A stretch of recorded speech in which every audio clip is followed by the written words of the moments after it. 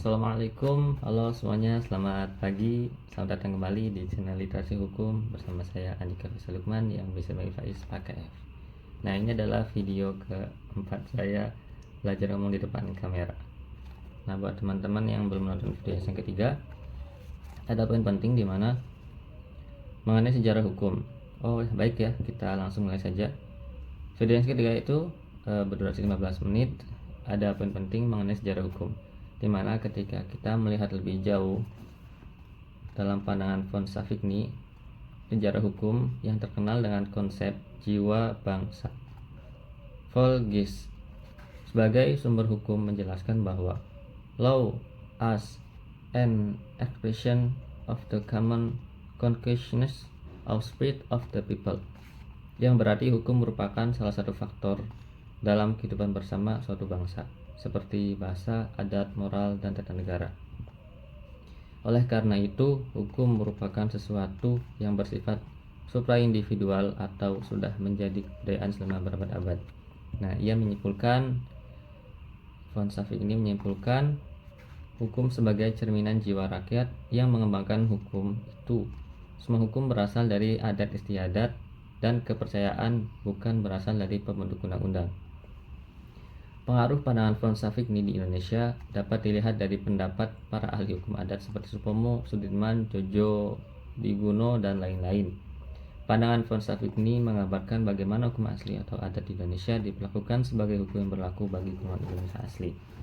Hal tersebut merupakan hasil perjuangan orang-orang Belanda seperti Van Volhoven, Terhar, Halman, dan tokoh-tokoh lain yang menganut pendapat von Savigny. Baik, itu adalah poin-poin penting dalam video yang ketiga. Sekarang mari kita lanjut baca materi selanjutnya. Pandangan Theo Habers menyebutkan bahwa sejarah hukum dapat dilihat dari perkembangan hubungan-hubungan hukum yang dipahami dalam masyarakat primitif ke hukum yang lebih kompleks dalam peradaban modern. Kesadaran hukum tidak dapat lebih lama lagi dalam menonjolkan dirinya secara langsung, tetapi disajikan oleh para ahli hukum yang merumuskan prinsip-prinsip hukum secara teknis. Dalam perkembangannya, masyarakat mengalami fase atau tahapan dari masyarakat yang sederhana dan bersifat serba kolektif berkembang menjadi masyarakat yang modern dan kompleks dengan sejarah pembagian kerja yang luas, serta berkembang menjadi masyarakat yang individualistik. Richard Lee dan Sahlins menjelaskan bahwa perkembangan hukum dalam masyarakat dapat dilihat dari harapan-harapan masyarakat sederhana menuju masyarakat modern. Berikut adalah tahapan-tahapan tersebut. Pertama, masyarakat pemburu dan pengumpul. Masyarakat ini hidup dengan binatang tangkapan dan tumbuh-tumbuhan. Mereka selalu hidup berkelompok dan tanah bukan menjadi kebutuhan utama dalam kehidupan mereka karena selalu berpindah-pindah. Kedua, masyarakat pastoral. Sama dengan kelompok masyarakat di atas yang berpindah-pindah, masyarakat ini mengandalkan kehidupannya dengan beternak dan sudah mengenal perdagangan sehingga relatif lebih makmur dari masyarakat sebelumnya, dan masyarakat inilah muncul perbudakan. Sama dengan masyarakat sebelumnya, tanah belum menjadi bagian penting dalam kehidupan mereka. Ketiga, masyarakat hortikultur. Masyarakat yang hidup dari hasil panen yang diusahakan, tetapi belum ada teknologi yang diusahakan. Mereka biasanya membuka lahan dan membakar hutan. Dalam masyarakat ini, kebersamaan selalu diutamakan karena sistem pertanian yang dianut masih sangat tradisional dan selalu berpindah-pindah. Maka tanah belum menjadi komoditas yang harus dipertahankan. Keempat, masyarakat pertanian. Masyarakat sudah mengandalkan kehidupan dari hasil pertanian. Masyarakat ini mampu mengubah tanah pertanian yang tidak subur menjadi subur, sehingga sudah modern dan tidak lagi berpindah-pindah seperti tiga kelompok masyarakat sebelumnya.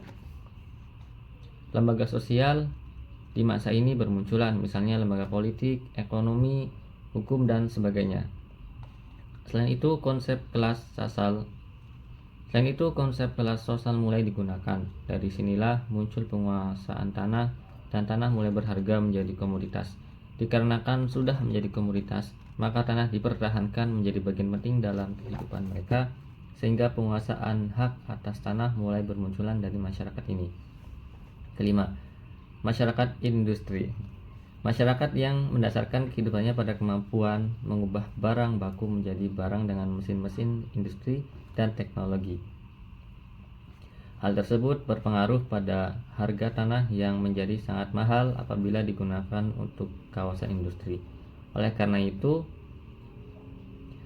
sengketa sering terjadi karena ketidakadilan antar kelompok yang satu dengan kelompok yang lain.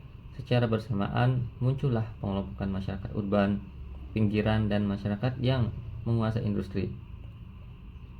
Sengketa tanah mulai mencapai titik kritis dan muncul persoalan lingkungan dengan dilakukannya penataan kawasan industri dan pemukiman.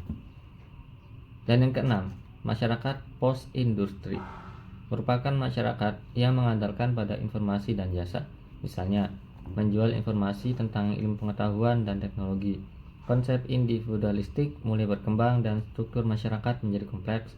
Kepemilikan tanah secara legal formal menjadi sangat penting sehingga hukum dipakai adalah menjadi hukum yang rasional. Tahap perkembangan masyarakat di atas, jika lebih teliti, menunjukkan perkembangan sejarah dalam masyarakat. Hari ini telah mendorong hukum hadir di masyarakat. Jika ditinjau dari praktiknya, sejarah hukum telah melahirkan dan membentuk kaidah-kaidah hukum. Di antaranya sebagai berikut. 1. Tuhan dan Rasul yang melahirkan kaidah-kaidah hukum agama bagi yang percaya kepada agama. Kedua, orang-orang bijak dalam sejarah yang melahirkan berbagai hukum adat dan hukum kebiasaan tetapi tidak pernah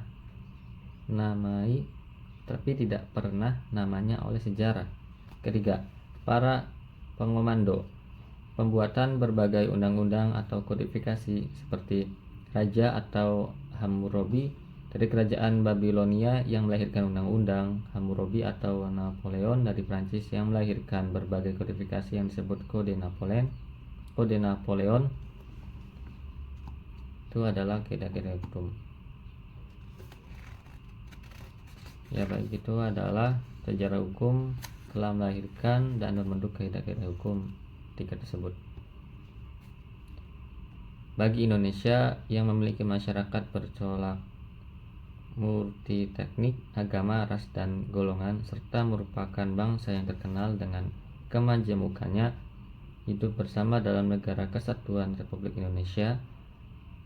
Hal ini berkelindan dengan perkembangan hukum yang ada di dalam masyarakat global. Hukum dibentuk dalam wujud preskripsi normatif dengan harapan akan dapat berfungsi dengan baik sebagai acuan perilaku manusia dalam masyarakat. Apabila bisa memenuhi ekspektasi, akan memungkinkan terwujudnya tatanan kehidupan masyarakat yang tertib dan terintegrasi tinggi dengan keyakinan sosiologis bahwa law is society.